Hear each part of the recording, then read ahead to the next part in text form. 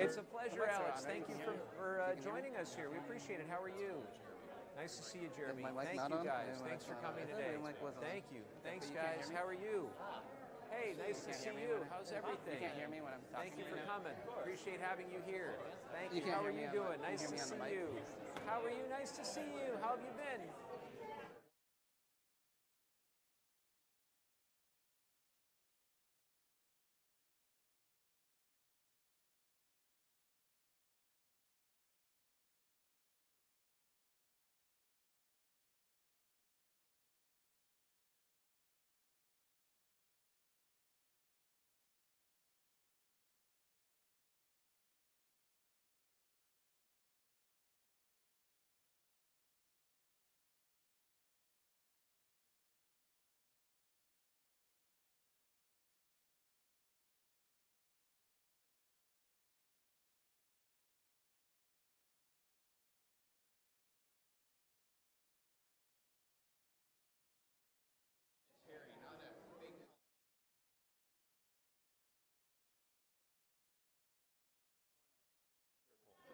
Nice to see you too. Thank you for coming. How are you? Nice to see you. Thank you for coming. How are you, my friend? Long time no see. Hi, how are you? Nice to see you. Hey, Larry. Thank you for driving. Thank you for driving. Whoa.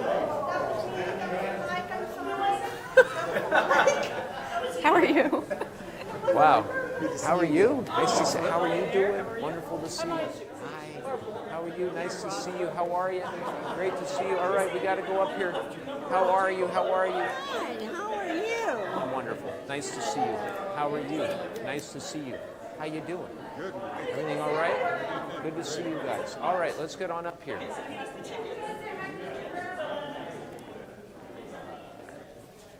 All right.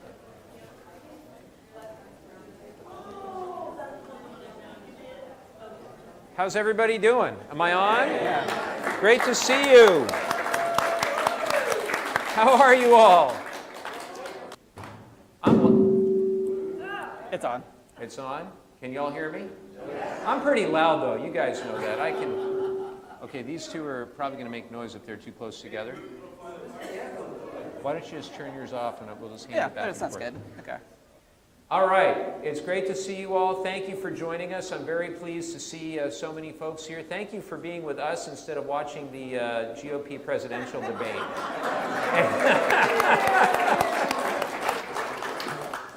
I am reasonably sure that you will hear nothing productive about the climate crisis from any of those candidates, but I am taping it just in case, maybe. But it's really wonderful to be back with you. This is our 102nd town hall meeting. Can you believe that? 102nd town hall meeting. We started them right when I first took office, and we said we would do at least one a month. Of course, during COVID, we had to go virtual for quite a few of them, but I really want to thank our whole team, Adam and Misty and everybody who's here. Rachel, thank you all so much for all the hard work. 102 town halls takes a lot of work. And I'm very grateful to you guys. And Jeremy, where's Jeremy? He's around here somewhere, for live streaming all 102 town halls. So you can catch them all on Facebook and whatever Twitter is called, X, whatever it is. But I'm very, very grateful to be with you. And we have a really special guest, somebody that I've known a number of years who's just a tremendous environmental champion, whose organization, California Environmental Voters, has been a great partner these last number of years, and somebody who I call on and really respect for his advice and his counsel on all things California environmental policy. Mike Young is Enviro Voters Political and Organizing Director. He has nearly 2 decades of experience working on electoral campaigns and organizing with key political and grassroots community partners to build strategic relationships that have helped both identify and support environmental leaders as well as hold legislators accountable. He's good at that. Holding legislators accountable for their community's concerns. He's received all kinds of awards and has extremely impressive educational credentials that I won't read a lot about. Suffice to say that having Mike here and knowing that California Environmental Voters has our back and we have their back is a very big deal to me personally. I thought that I would begin just by setting the stage. I think you were all here this weekend, this past weekend. Most of you were here, and you saw for the first time since 1939, there was a tropical storm warning in the state of California. We saw, and fortunately we were prepared for the roughly 2 inches of rain, give or take, that hit. Obviously more in some of the desert communities, some of the mountain communities. But for me, it was a reminder of extreme weather. At the same time, of course, the tragic events in Maui, with still hundreds of people who are missing from unprecedented wildfires there. And then around the country and around the world, really, several more significant instances of extreme weather. Last night on PBS NewsHour, if you've ever heard me speak before, you know I really like PBS NewsHour, kind of get some objective news. They had a climate scientist on last night from the University of Pennsylvania, and his name's Dr. Michael Mann. I thought I would just read something that he said, if it's okay with all of you. Promise it won't take too long. He said, climate change is now showing us all of its weapons. These last couple weeks, it's showing us everything it's got to offer, its full arsenal. And that's what we're seeing. So climate change is no longer some subtle, far-off, possible thing. It's here and now. It's impacting us here and now. And the dangerous impacts are occurring now. It's a question at this point of how bad we're willing to let it get. How bad we're willing to let it get. So when I first started running in 2017, I was very honored to have the support of Mike's organization. And subsequent to that, in these last 6 years, they've been just a great partner. Aaron McCall is also here somewhere, California. Aaron does a great job with all their social media, all their communications, and is just a great champion in his own right. And the reality is we've made a lot of great progress in those 6 years. When I look back at what we were able to achieve in the last Congress with the Inflation Reduction Act, which we just hit the 1-year anniversary of, the most significant piece of legislation to combat the climate crisis in the history of the United States. In fact, the history of the free world. That's an extraordinary accomplishment. Many of you remember that there were naysayers saying Congress could never get a significant climate bill done. And there were a lot of fits and starts along the way, including with the Inflation Reduction Act, by the way. But the policies in there, the roughly $370 billion of investment that bill will yield for renewable energy and for energy efficiency is so critically important for our future. But it won't go far enough. It won't go far enough. We have to do a lot more. One other bill that I'm very proud of is the bipartisan infrastructure law. The bipartisan infrastructure law wasn't just about climate, of course, but it had a lot to do with climate. It included $7.5 billion to install 500,000 EV chargers all throughout the United States. And I hope that lots of them are going to be installed here. They already are going up. But it also included a lot of money for water. I was speaking earlier this afternoon with a member of one of our local water boards, and we know that living in Southern California, as fortunate as we are, we have a real water challenge. And that challenge is going to get more acute over the next number of years and decades, not less. And we need to diversify our water supply. So there's huge investments in the bipartisan infrastructure law that I personally advocated for things like water recycling, water desalination, and water efficiency. I'm very proud of those provisions in that bill. Now, we have to go further. We have to do more. To quote, I'll have one more quote from Dr. Mann. And when I think about the future and the next Congress and why it's so important that we flip the House, important that we flip the House, right? I think so, for sure. We have, unfortunately, on the other side, a group of people that is unwilling or unable to do anything to stand up to the fossil fuel industry. They want to double down on the dirty energy policies of the past rather than build a bridge to a more sustainable energy future. Here's how Dr. Mann puts it. And he speaks about this in the context of global action. What we need to see later this year, when we get to COP28, COP28 is the big international climate conference put on by the United Nations. I've been really honored to get to go to a couple of those. We do need to see the countries of the world commit to a substantial move away from fossil fuels, ending new fossil fuel infrastructure, putting in place policies that will dramatically move us away from fossil fuels toward renewable energy.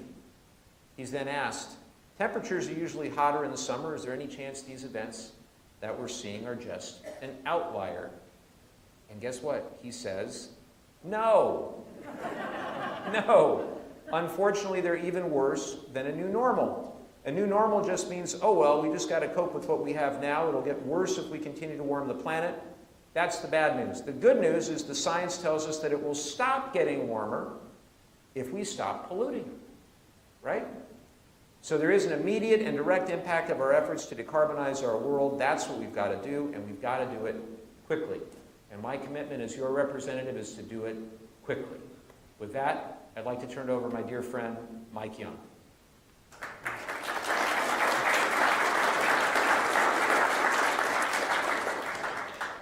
Thank you. It's always a real pleasure to be part of anything that Congressman Levin does, quite frankly.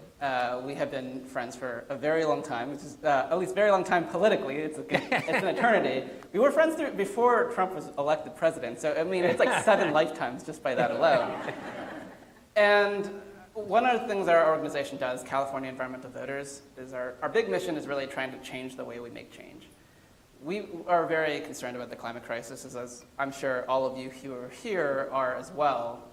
But we don't think about it in terms of as a problem that we just cannot solve. In fact, to us, the solution is quite simple. We already know how to solve this problem. We have the technologies. We know how to build clean energy. We know how to keep fossil fuels in the ground. It's just a question of, will we do that? And when we think about the Michael Mann interview, one of the big things I think about is he asked, will we do this? Because really what it comes down to is about political will. And for us to be able to accomplish the things that we need to accomplish, for us to solve the climate crisis, is about us as the people addressing this problem by building enough political will to actually tackle it. Not by having to create brand new solutions that aren't there, because we've already figured out most of those things, but it's us standing up and saying, this is no longer acceptable. And we've seen what it actually looks like when that happens.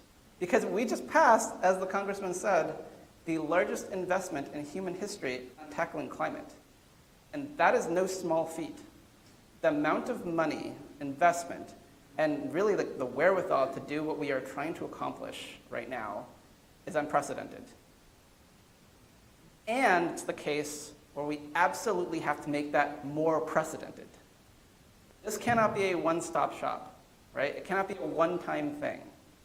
We have to be building, we have to be constructing better clean energy, procuring better clean energy, tackling all those climate solutions, reducing pollution, figuring out how to help our communities that have historically already been excluded from the conversation, have historically been bearing the biggest brunt of the climate crisis, and yet have also historically not contributed that much to it at all.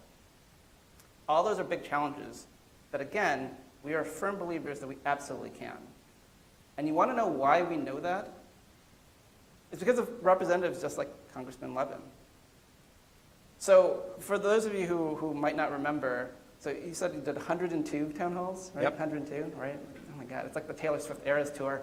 There's so many tours, so many town halls. But the 102, before that, the previous congressman wouldn't talk to us at all. Wouldn't meet with us, didn't care about the issue, and actually spends time talking about, because actually he's still in Congress, but just in another seat next door, talking about how the crisis is not a crisis, that it's just a giant hoax. Again, it's a question of will. And if we let people like that continue to serve us and represent us, we will never get far enough. So our mission working on the federal level has been making sure that we get more members like Congressman Levin, more people who are willing to get their hands dirty, tackle the problem, and create big policies like the IIJA and the Inflation Reduction Act, and get that investment into our communities that make it better, solve the problem, and keep us moving forward. We have a full program. I don't want to take up a little bit more time on this. You have some questions for me. But we do have some questions, so we're going to jump over to a few things. Okay. Awesome. So. And plenty of time for the audience questions, too. Don't worry. Yeah. Don't worry, plenty of questions, but for the most important question, in case you're wondering about our website, it's envirovoters.org. Yes. My team would be very upset with me without saying that. Okay.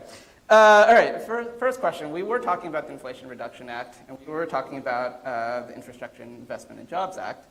And what does that look like for this community, right? We're talking about billions of dollars that have been passed, trillions of dollars actually have been passed. What does that look like for individual communities? What does it look like for this district, for you? Thank you. Well, I appreciate that. I think that the combination of those two laws will have transformative effects on our district in the next 2 decades or so. The bulk of it will be felt in the next 5 years in the bipartisan infrastructure law in terms of the actual money being distributed, and the next 10 years with the Inflation Reduction Act. That's how long those two bills are designed to go with the distribution of whether it be the grants or the tax credits for a variety of projects. A few things immediately come to mind. One is that since the infrastructure law and IRA have been signed into law, there's already been over $100 million of investment in our district in specific projects. Things like water recycling for the Levin Municipal Water District and for the Oceanside area with the Pure Water Oceanside project, $19 million for Levin, $10 million for Oceanside. There's already been significant investment in local roads and bridges as well. But I'm anticipating a whole lot more. Environmental leader and environmental attorney, just like I'm a recovering environmental attorney. But we have a real problem with our rail corridor, our coastal rail corridor. And we have challenges with our beaches as well, making sure we've got enough sand on the beach, making sure that that rail corridor will be here for the next couple of centuries, not just a couple of decades. And so with regard to our beaches, we've been able to work now with the Army Corps of Engineers, and through the infrastructure law, secure the first 5 years worth of sand replenishment on a 50-year project. We were able to get a 50-year project signed with the Army Corps of Engineers. And that first 5 years, the federal investment is $30.5 million. So roughly 4/5 of the money, 3/4 of the money that's needed to do that sand replenishment. That's something that everybody up and down our coast will benefit from. And we also were able to get quite a bit of money for San Clemente as well, because they have challenges up there too. As it pertains to the rail corridor itself, we're going to need a multi-year, multi-billion-dollar investment in the corridor to protect the integrity of the corridor for the long term. It's an incredibly important initiative because in addition to the 8 million passengers every year, the second busiest rail corridor in the United States behind only the Northeast Corridor, also $1 billion of economic activity, freight going back and forth every single year, connecting San Diego with the rest of Southern California. It's also important to our military as part of the strategic rail corridor network connecting a number of our military installations. So when you look at all of that, you need a once-in-a-generation investment, and we now have the funds. Knock wood, we have to deliver on that in the coming couple of years for that once-in-a-generation investment in that rail corridor of billions of dollars. So I look at the totality of all the other benefits that will accrue as a result, all the other investments that will be made by the private sector in renewable energy, in battery storage, in energy efficiency, in electrifying transportation, both light duty, heavy duty, in all of the other provisions, the oil and gas related provisions, a lot of which I had a direct impact on. But at the end of the day, I hope that we can look in 10 and 20 years and know that because of those laws, this was a fundamentally different place as a result, with better transit options and so forth. And I'm probably over my 3 minutes. No, okay? Speaking of bills that are really impactful for the environment, one of the bills that's happening right now, and it happens every 5 years, is the Farm Bill. Yeah. And when people think about the Farm Bill, how many people have heard of the Farm Bill? Oh, wow. Oh, This is great. an educated group, Oh, though. yeah, you're amongst a small group of people who even know what this is. But yeah, when we think of, or when your average person, I should say, thinks about the Farm Bill, they say, oh, it's just about corn and agriculture. And we're like, no, this is actually a bigger environmental bill. Can you talk a little bit about the Farm Bill, what's going on with it, and why is it such an important thing for the environment especially? Well, the Farm Bill comes up every 5 years, and it's on the list of things that shouldn't be as controversial as the current crop of Republicans are making them. They are trying to insert culture wars into every piece of legislation, whether it's a controversial bill or not. You know, great example recently, the National Defense Authorization Act, they were inserting culture war stuff into that. For the first time in 61 years, it became a partisan bill because of what they did. The same with the recent MILCON, military construction, VA spending bill. They turned that into a partisan culture war bill.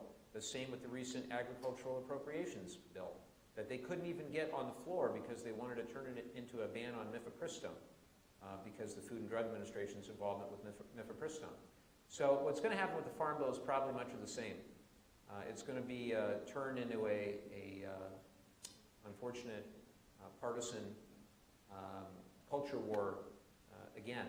But the way I see it, there's three legs of the stool, three things that I hope will eventually come to fruition with the Farm Bill.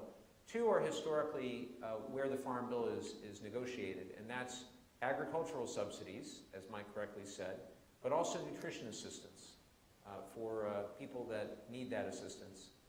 And those two things are going to continue to be very important and continue to drive the discussion. But I think there's a third leg of the stool, and that's sustainable agriculture, regenerative agriculture, using our agricultural policy as a means to reduce greenhouse gas emissions. It's among the very important, the most important mechanisms that we need to employ to address global climate change. And we have to lead the way in the United States. It's so important that we continue to lead the way in the United States.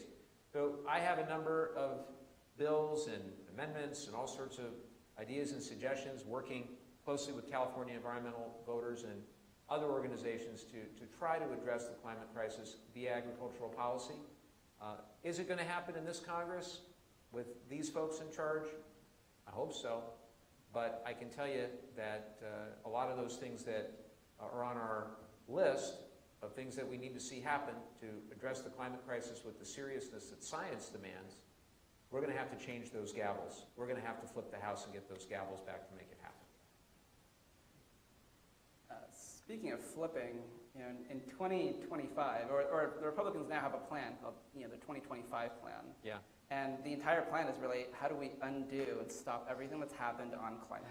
I don't know if you've all heard about this, especially those people online might want to look it up right now, time for a Google search. But they actually explicitly even talk about how part of their plan is to roll back things that California has done because California is leading the way. Yeah. Right? They're basically trying to make the Clean Air Act not the Clean Air Act, just at a minimum. Yeah. What's our plan to combat this, right? How do we think about our climate plan for if we take over and we get a trifecta? So I always think of it as having grown up in Southern California. Who here grew up in Southern California? A lot of you. So you remember the smog alerts we always used to have? I remember running around the track once in high school and my lungs would burn from all the nasty stuff in the air. California has had significant challenges with air quality. So you brought up the Clean Air Act, and I have to make sure that you all know when California asked for a waiver from the Federal Clean Air Act, from the federal standards to go further, who was the governor in California?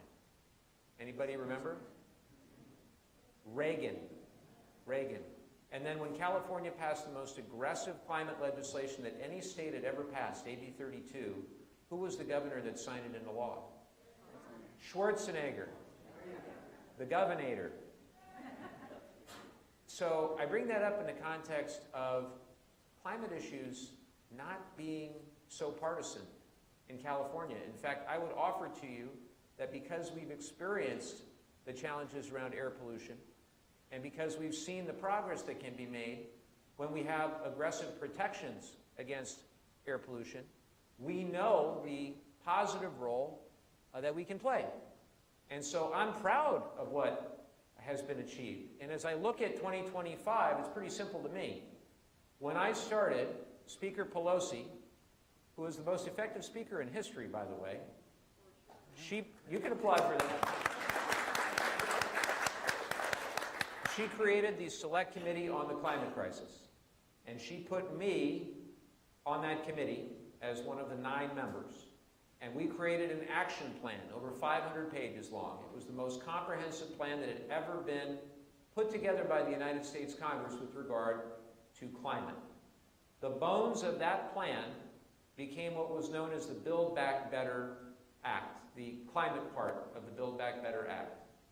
And as you may remember, that passed the House of Representatives until, and it got to the Senate, and then a certain senator from West Virginia decided to dramatically reduce the climate-related provisions. But what became the Inflation Reduction Act, that started in large part with the work that we did as House Democrats. And there were many Senate Democrats as well, and we incorporated a lot of their work into our action plan. But why do I bring that up? If we have the opportunity in 2025, we got to finish the job, because there's a tremendous amount that was in that original 500-page plan that didn't make it into the final product. I'll give you just one example that's near and dear to us and important to me, and that's to once and for all ban drilling off the Southern California coast.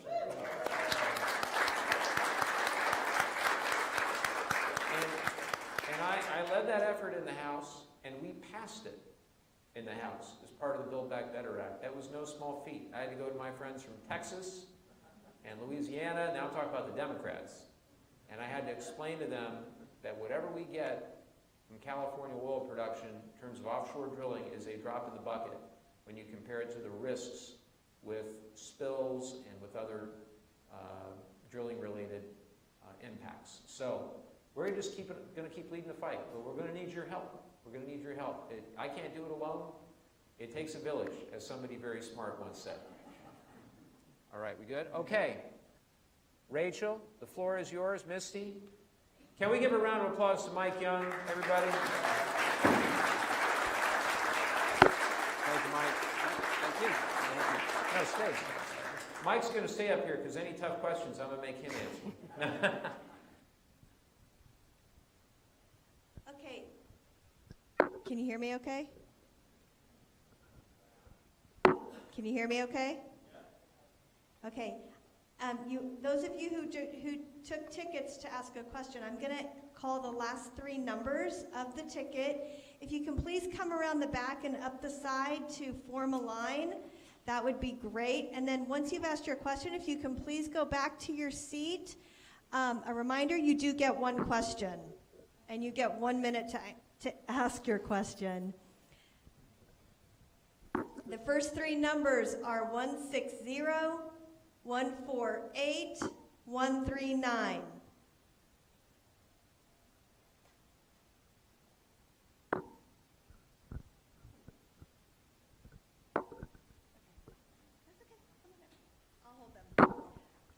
Oh, and I get to hold the mic. You can touch it, but I get to hold it. I have a question about carbon capture and storage. Hi there, how are you doing? Okay. Excellent. Yeah, and please give me your name and the city where you live. Ann Feeney, Del Mar. Thank you, Ann. So I think fossil fuels should be kept in the ground. Yeah. Seems to me the carbon capture and storage, which could have some good effects, mainly is just allowing the oil people to just keep on drilling and then try to capture that carbon and put it back into the ground or whatever. Is there anything that could be done to decrease the amount of funding for that and focus it more on renewable energy, which is directly what we should be doing, using that instead of fossil fuels? Well, I really appreciate the question, Ann. So I worry a lot that fossil fuel companies are using the idea of carbon capture and storage, which as an idea, a scientific idea, has merit. I think it's an interesting concept. I think we need innovation in the area to see where it goes. However, carbon capture and storage should not be used as a substitute to basically convince the average American that these fossil fuel companies really want to change their tune. Instead, we actually need to transition away. They need to be willing to innovate and transition not just to store carbon and capture it, but actually to wean themselves off as a business model long term. And I hope that what we've done with the Inflation Reduction Act and some of the clarity and the predictability of incentives for renewables, for solar, for wind, will hopefully wake some of these fossil fuel companies up.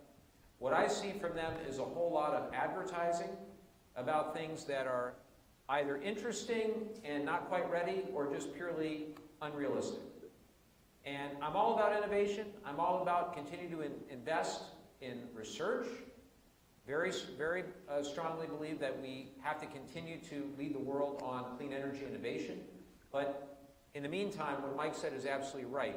We have 95% or more of the technology that we need today.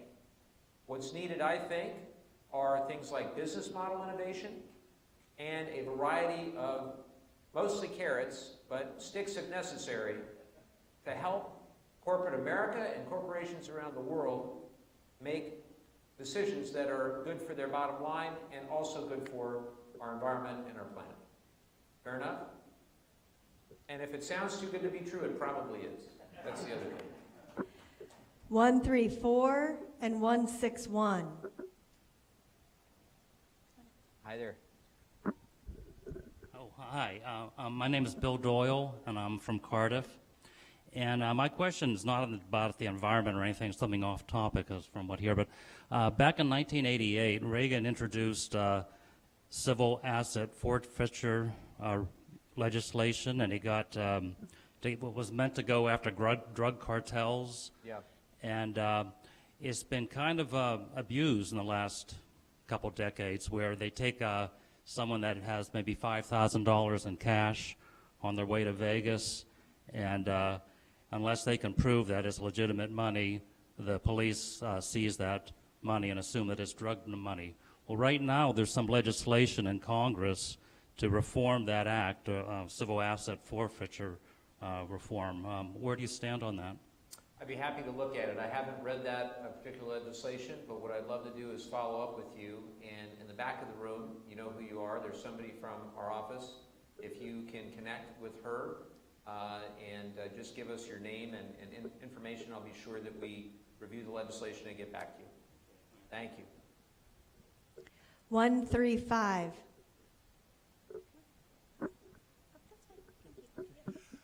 Oh, good afternoon. Hi. My name's Gary Orso. I live here in Encinitas. Great. I just recently read Dark Money by Jane Mayer, Yeah. and I'm sure you're familiar with it. Yep. She points out in the early aughts that most Republicans were all for climate change. They understood it and everything.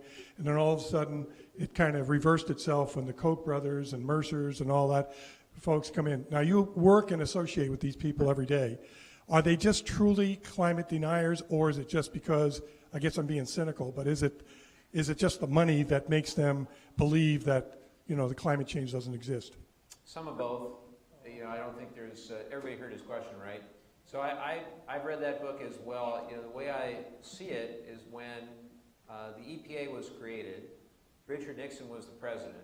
Clean Air Act, Clean Water Act, Endangered Species Act, National Environmental Policy Act, all these passed with huge bipartisan votes, right? And then even into the reforms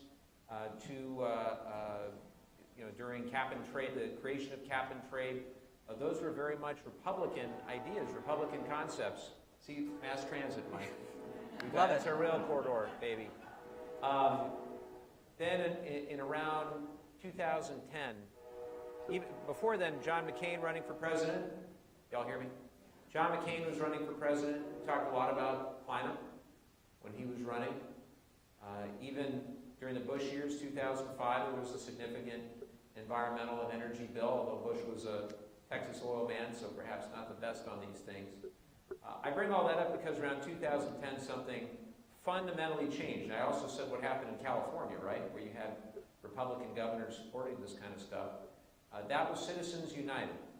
When the Citizens United decision was wrongly decided by the Supreme Court at the time, it fundamentally changed the nature of campaign finance. And we haven't really recovered from that.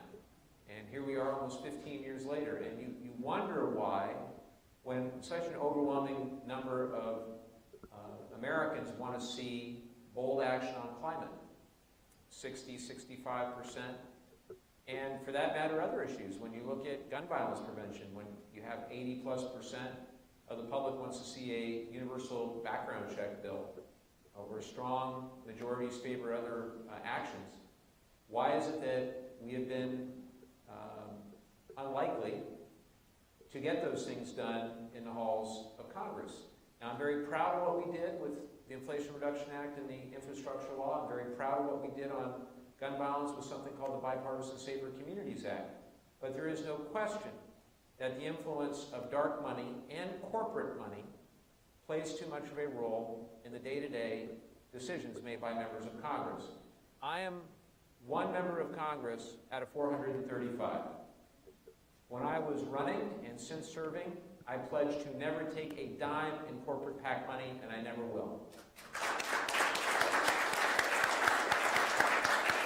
But, well, in fact, I went further. I have legislation that would ban corporate PACs altogether. My Democratic friends, a lot of them don't like that any more than the Republicans. In fact, some of them are the loudest on this, not liking my stand on this. But there's only about 60 of us who have taken a similar stance, meaning the other 380 or so are drowning in corporate money. And anytime you're looking at any representative or anybody for any office, you should ask yourself, who's funding them? And I'm funded by grassroots, largely. Average contribution in the last election was about $50. And so it might be easier to go take all their dark money and corporate money. However, at the end of the day, I think just fundamentally it's wrong. And so you should demand more of public officials at every level and demand that we come together and try to change the campaign finance system. Thank you.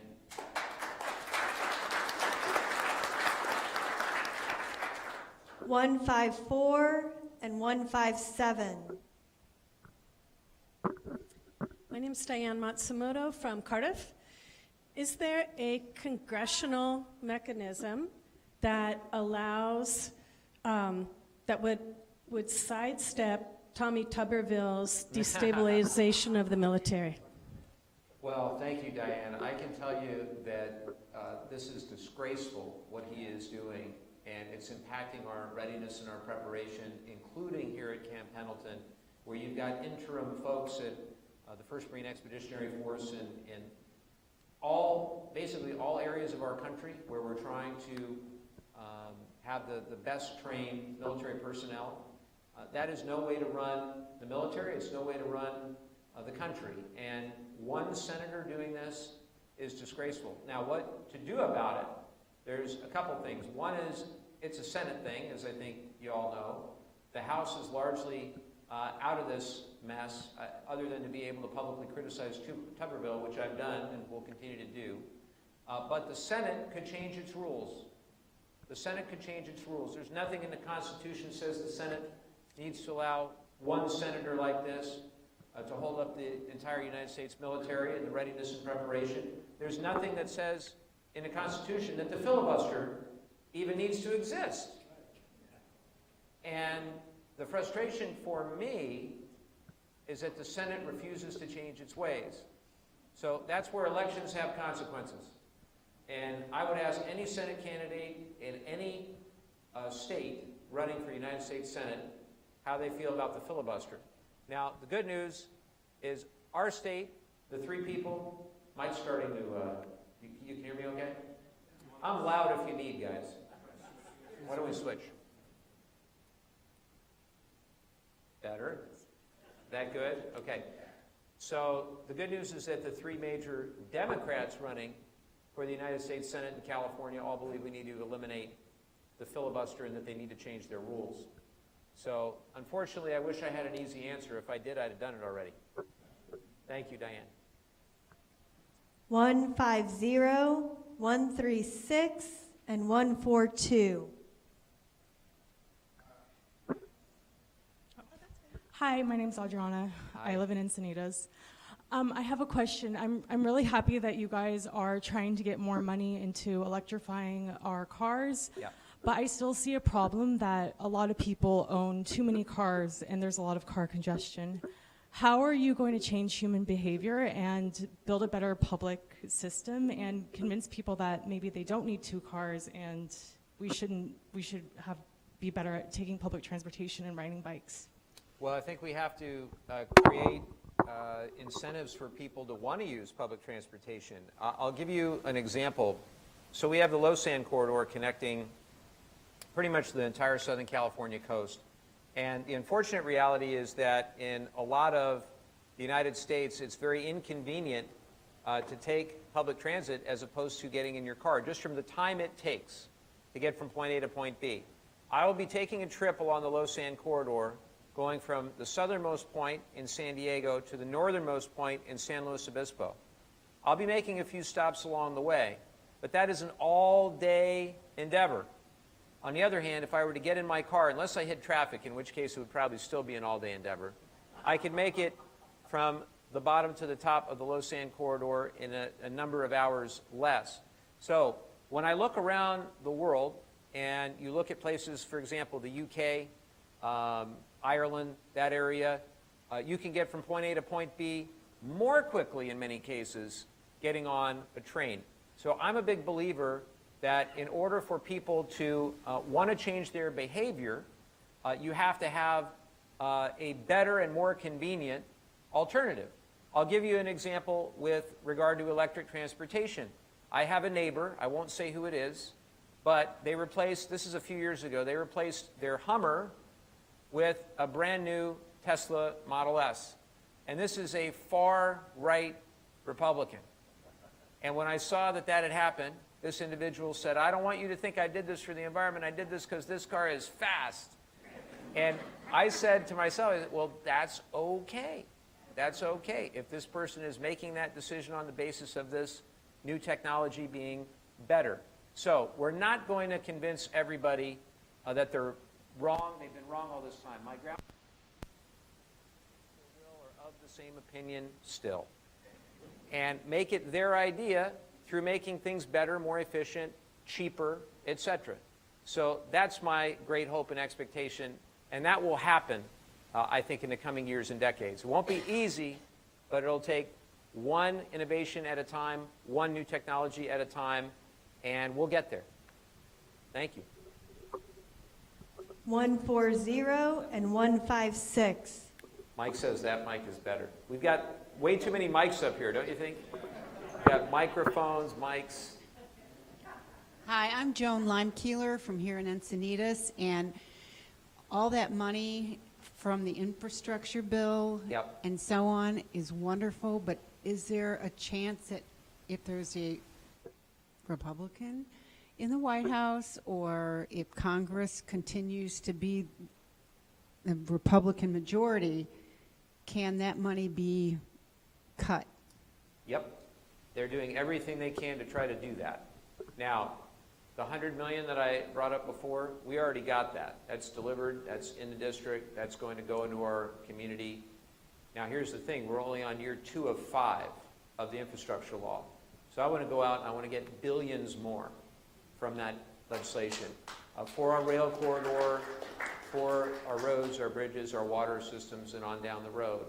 And as we look at government spending, one of the things that some of my friends across the aisle do want to, unfortunately, they want to undo is all the provisions of the infrastructure law that they don't like and the provisions of the IRA, the Inflation Reduction Act, that they don't like.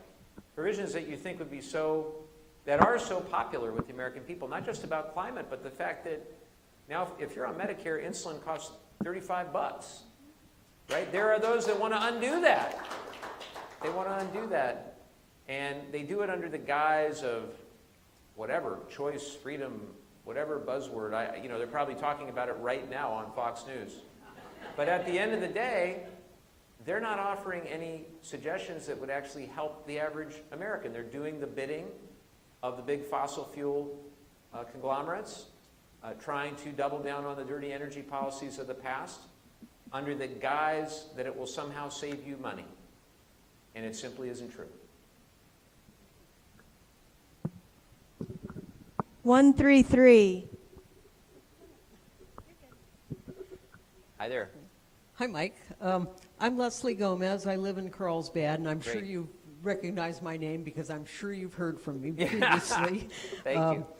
Anyway, I'm involved with the North County Climate Change Alliance, and I have installed solar, heat pump, HVAC, heat pump water heating, and Amazing. eliminated my consumption of natural gas. Yeah.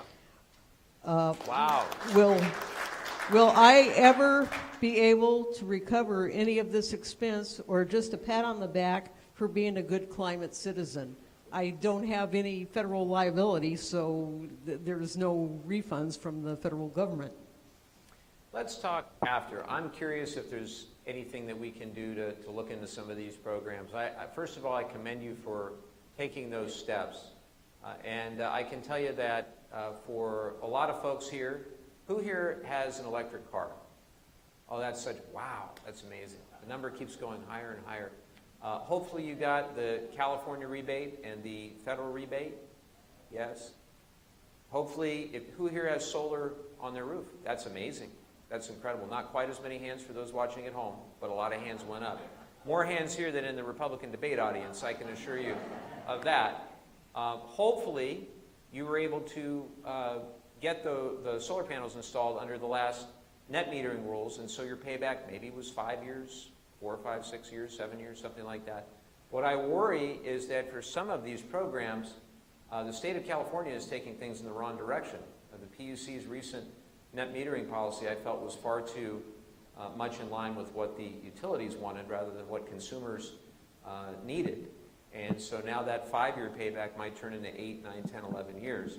Did you say you had storage? I don't have any. You don't have storage. I only have in my electric car. Yeah. I have a 62 kilowatt hour battery. And the thing that I'm anxiously awaiting for is the vehicle to grid technology so I can plug my battery into my house. They're working, well, some of the car companies are offering it now, but they're working on it. All the major OEMs that are transitioning to electric vehicles are working on that technology. But I commend you. I wish that it were always cheaper to do the right thing. And that's where we got to try to aspire to, is to make it cheaper to do the right thing. But I commend you for all those things that you've done. Thank you. Thank you. Congressman Levin, Jim Wong, Cardiff. Thank you, Jim. Thank you for all your climate action.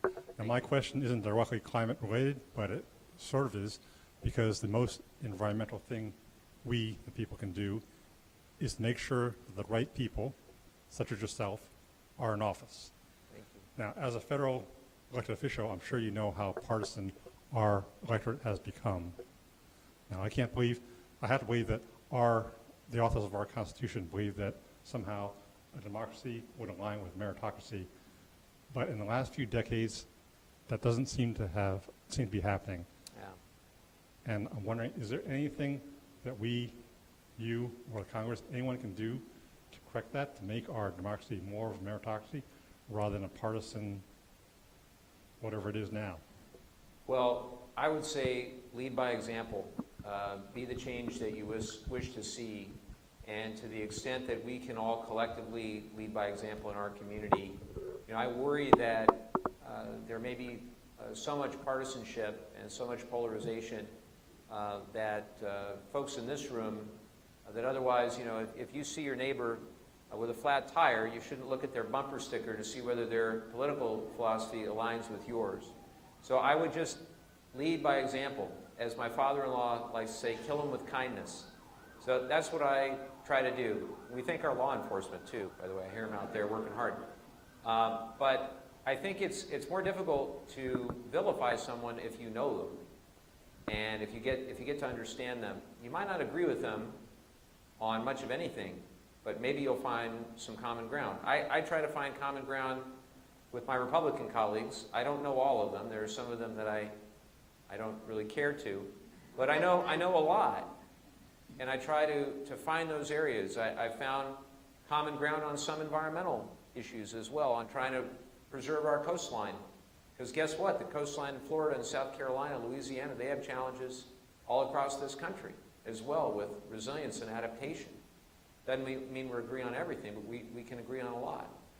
There are other areas of the country represented by Republicans that have similar challenges with regard to water and have other climate-related disasters, and that will happen more and more and more. And so I'm always willing to work with anybody who's willing to work with me to try to achieve the objectives. And that's how it should be. That's how it should be. So I just encourage you, be nice to all your neighbors. Maybe they'll be nice to you. You never know. Larry Kramer from San Juan Capistrano. Larry made a long drive from San Juan to Encinitas, one that I'm very familiar with. But Larry is also a great leader, former elected official in San Juan Capistrano, and very active in Citizens Climate Lobby, which is a great organization, and a veteran. Okay. Thank you, Larry. You've taken all my time.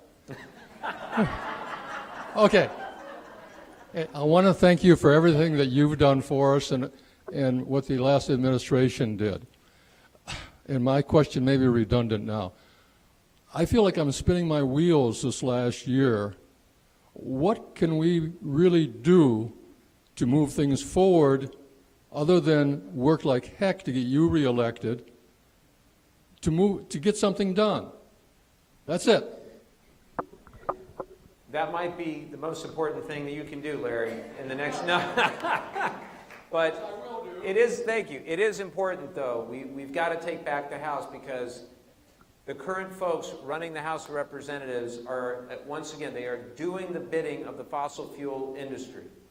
And they're spending every dollar they have. The American Petroleum Institute, Koch Industries, the major oil companies, to defeat me and to defeat anybody who's willing to stand up to them and to their agenda. And so you've just got to be mindful of that. So elections have real consequences. But what we also need to be doing in the next year is it's the year of implementation. We've got these massive federal laws, not just the Infrastructure Law and the Inflation Reduction Act, but also the CHIPS Act. Don't underestimate the importance of accelerating the domestic production of microchips and semiconductors for everything that we use. Our cars, our computers, you name it. So critically important, that legislation, what it will mean for domestic policy, industrial policy, and the Honoring Our Pact Act. Do we have any other veterans beside Larry in the House? Oh, can we give them all a round of applause? Thank you, guys. Good to see you. So on the House Veterans Affairs Committee, we worked very, very hard to pass the PACT Act to finally provide VA health care and services to those who served and were exposed to toxic substances in the post 9/11 conflicts in Iraq and Afghanistan. In fact, the PACT Act even will help people who had served in Vietnam. 3.5 million veterans, we estimate, will now be able to get health care as a result of this legislation. So, between those 4 bills and other things that we've done as well, I'm very proud, and we've got to implement and make sure we execute, make sure we educate on all the things that we did with a very, very narrow House majority. Unfortunately, this current House majority and the Speaker seems most interested in his own survival rather than how he's going to achieve substantive things that will help the average American. And so remember that next year. But also, this is a time for us to prepare for the next Congress, which will be the 119th Congress, so that starting on January 1st, 2025, we'll be able to hit the ground running. Thank you, Larry.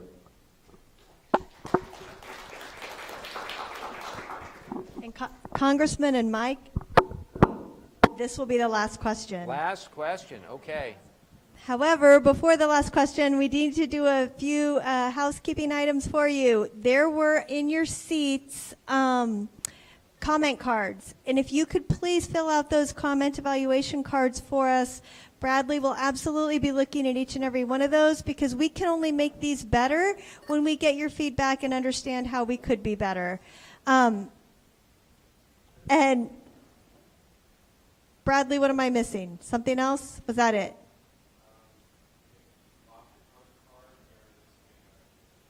Okay, perfect. Bradley. I know. Bradley, one more after this. Can we do 2 or can we not do 2? We just got the last one. Okay, I'll come sorry. see you after, okay? Congressman said he'll talk to you I'll come see afterwards. Okay, here we go. Well, I'm only allowed one question, but I'm going to make one question, two questions. Okay. What is your stand on nuclear energy? What are you doing with the nuclear energy? Because when I went to Earth Day in Encinitas, Yep. I met these two scientists, and they said that it was the cleanest energy that we could possibly have. And they disagreed on a lot of different things, but in the end of the conversation, they said that nuclear energy was the way to go. The only problem was the disposal of nuclear waste. Big problem. Right, but the second question is, what is going on with San Onofre with their nuclear waste? So the last question was an easy question. We saved the best for last. And I'll go as quickly as we can. What was your name again? Jane, thank you very much. So I have been focused on trying to get the waste off our coast at San Onofre as a top priority for as long as I have been in Congress, and it's going to take a while. But we've made more progress in the last 3 years in particular than had been made in the last 10.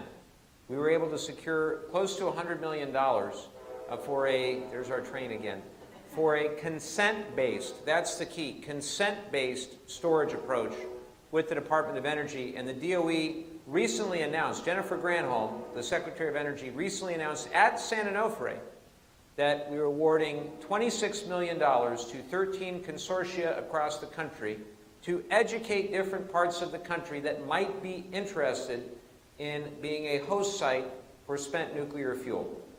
The biggest problem here is you've got 9 million of all of us within 50 miles of that plant, rising sea levels, 2 earthquake faults, you add it all up, plus across the street, one of the most important military bases for our national security. You could not have a worse place to store spent nuclear fuel, regardless of one's position, pro-nuclear, anti-nuclear. I'll get to that in a second.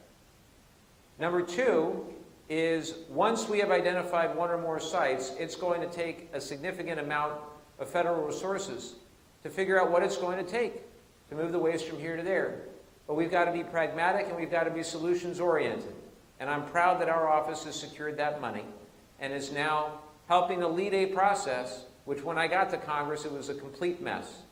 Yucca Mountain had been shut down in 2009 and very little substantively, a lot of reports and studies and this and that, but the actual funding needed to move the ball wasn't there.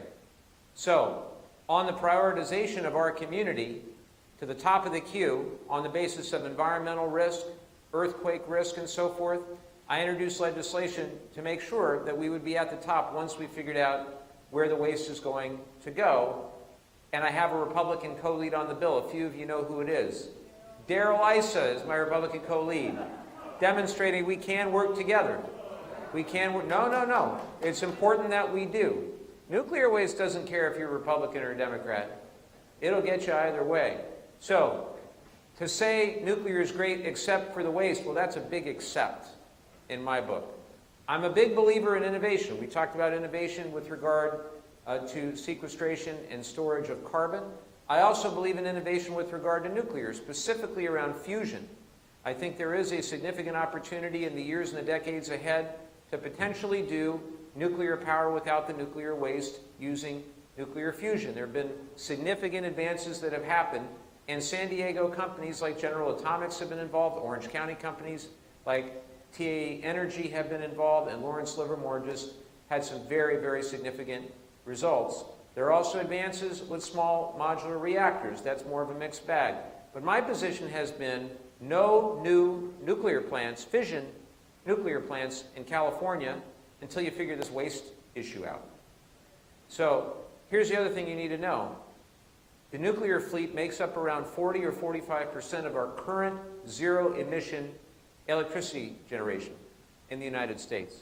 So in the near term, if we want to hit our 2030, 2035, 2040 goals, in other parts of the country that are operating nuclear power plants, they're going to need to continue to operate those plants. And they're going to be creating more waste, further emphasizing the need for us to solve this problem. And we need those folks in industry to be part of the solution rather than part of the problem. That make sense? So this won't all happen overnight, just like the rail corridor won't get secured overnight, just like we won't be able to eliminate the worst impacts of the climate crisis overnight. But it's worth the fight. it's worth rolling up our sleeves and continuing to make the investments necessary. So I'm very grateful for the opportunity to do it. I'm grateful to everybody for being here. I encourage you, get involved. If you have appreciated what I've had to say today, there's an opportunity for each and every one of you to do something about it. Many of you already volunteer with our campaign. Some of you have volunteered since 2017. You know who you are. You're incredible for having done that. But our campaign office is right down the highway from here. It took about 15 minutes. It's in Carlsbad. And we'd love to see you. We'd love to see you. We're trying to make positive change in this community. It's not easy to make positive change, but it's worth it. So with that, I want to thank our entire team. I want to thank people for watching us instead of the Republican debate. And I'll see you at the 103rd Town Hall. Thank you all so much.